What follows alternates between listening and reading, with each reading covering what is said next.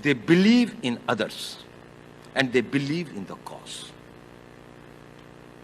He believes in himself that he has the ability to change.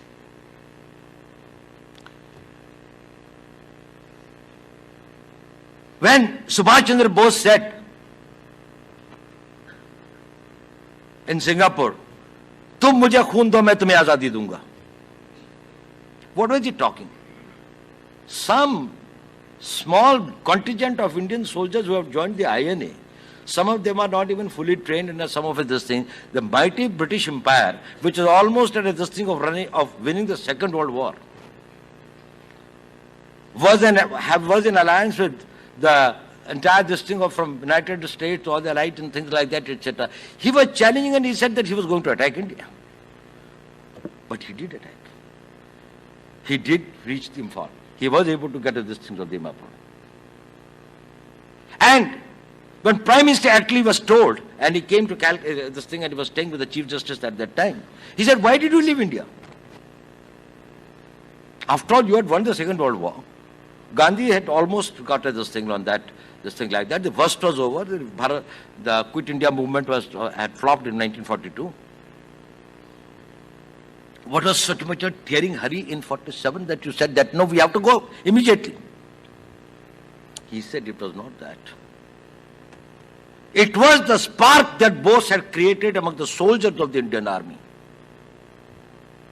And we had seen 1857,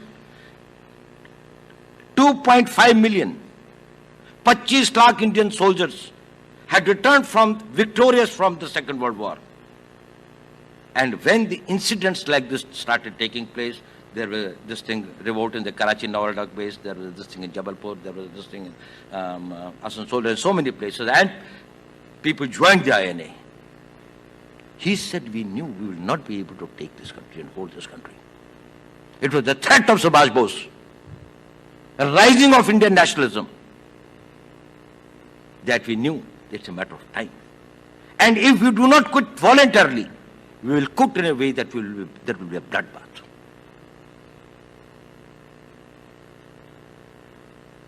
So they believe in themselves. When he says, "Tum mujhe khoon do, main tumhe azadi dunga," do you know how much of a blood he gave? It is the sole example in the annals of warfare where 2/3 attrition took place in the Indian National Army. 2/3 people died of their entire strength of 60,000. And still, they kept on fighting and were even tried in independent India after that. And the government never rehabilitated this thing or integrated them into the Indian Army. But anyway, that's... When people followed Subhash Chandra Bose, it is because those people of the Indian National Army trusted him. "Ye aadmi hame azadi dilayega."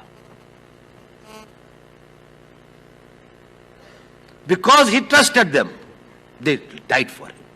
Because they died for him, India got independence. It is that Britishers understood that a revolt in the Indian Army is something that they will not be able to handle.